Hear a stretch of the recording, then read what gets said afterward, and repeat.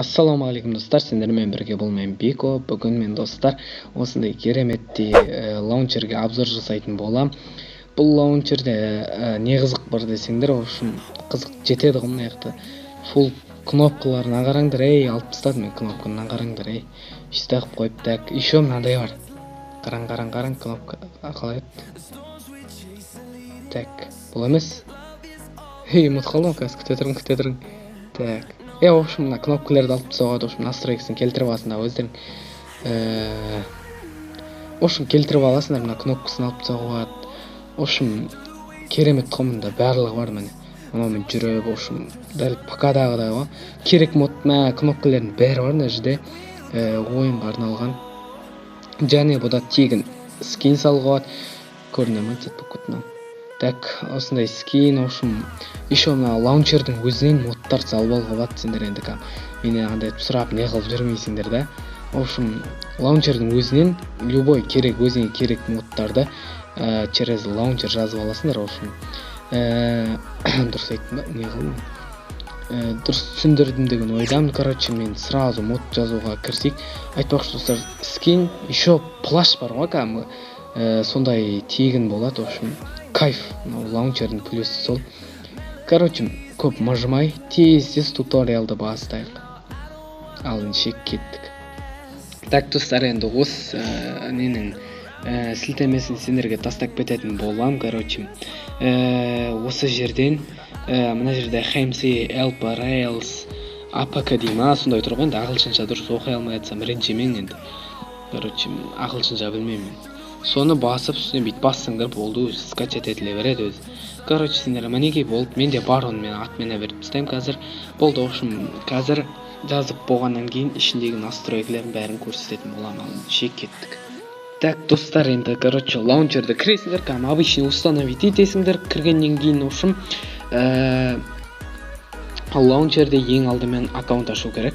Ол үшін Стивтің үстін басасыңдар да, в общем, оффлайн дегенді басасыңдар. Мына жерге любой бір никнеймдарын жазасыңдар. Мен мысалғы мына жерге бейтемдағыны Бико Мын-ко дей салайықшы. Бико Мын-ко дейміз. Осылай үлкен әріппен әдемілеп осылай жасайсыңдар. Мына жердегі, в общем, мынандай не тұр ғой. В общем, мынандай білмеймін, в общем, кіресе аласыңдар. Содан кейін барып сендер Алекс дейді, Стивке қойып алып ойнамаларың болады, Алекске. Ал егер мына жерге кірсеңдер, мінекей мына жерде енді ең қызығы сендер тегін скин, тегін плаш саласыңдар. Астындағысы скиннің астында капе дейма, сол дейтін кап деген ба, сол деген, короче, сол плаш алына скиннің үстін басып, в общем, мына файлды бассаңдар, мына жақта енді білмеймін, өзім түсінбейтін файлдар арасынан, короче, скиндерінің үстін басасыңдар, короче. Мен галерея кірем, мына галерея, деп берекетін алатсың да. Так, содан кейін любой бір неңді аласыңдар да, мысалы, анау Тико скиндері. Так, в общем, осы жерден бір скин таңдай саласыңдар. Давай біз Тиконыкын таңдай саламыз. В общем, мінекей болды, біз енді скин тақтық.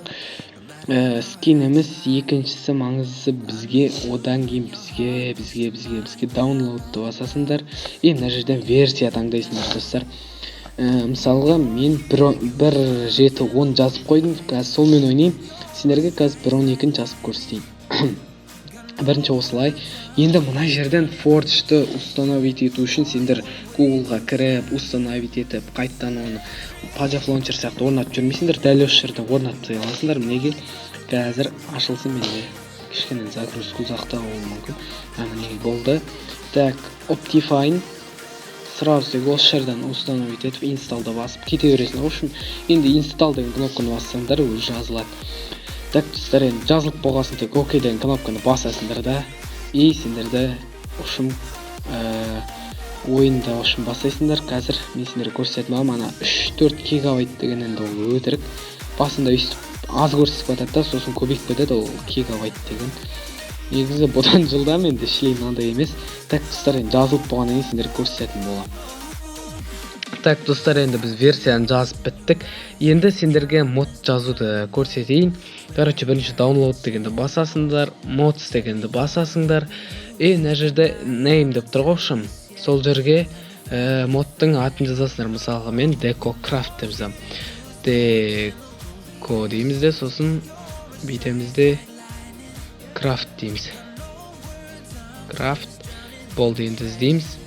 Қазір бір жеті оңға табады. Мінеке достар, енді кіреміз. Короче, достар, айтпақшы бір айта кететін жайт, осы мына жерде сендер 1.12 жазсаңдар, мына қосымша файл жазасыңдар. Екеуін ошын жазып аласыңдар, ал мен тек қана бір жеті оңға жазғандықтан бір өзін ғана жазам. Короче, үстіп басасыңдар да, окейді басасыңдар.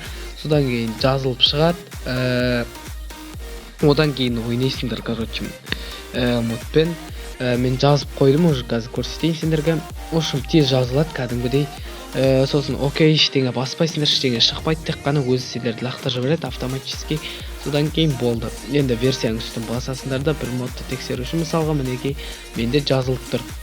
Енді мен просто мына жердегі кнопканы басып тез ойнайтын болам. Ошым мінекей болды. Енді ойнаймыз. Короче, достар, мен қазір паузаға қоя тұрам. Ойынға кіргеннен кейін сендерге көрсететін болам. Ал ендеше кеттік. Так, достар, мінекей біз дейтін Майнкрафтқа кірдік, және менде көріп тұрғандарындай скин бар.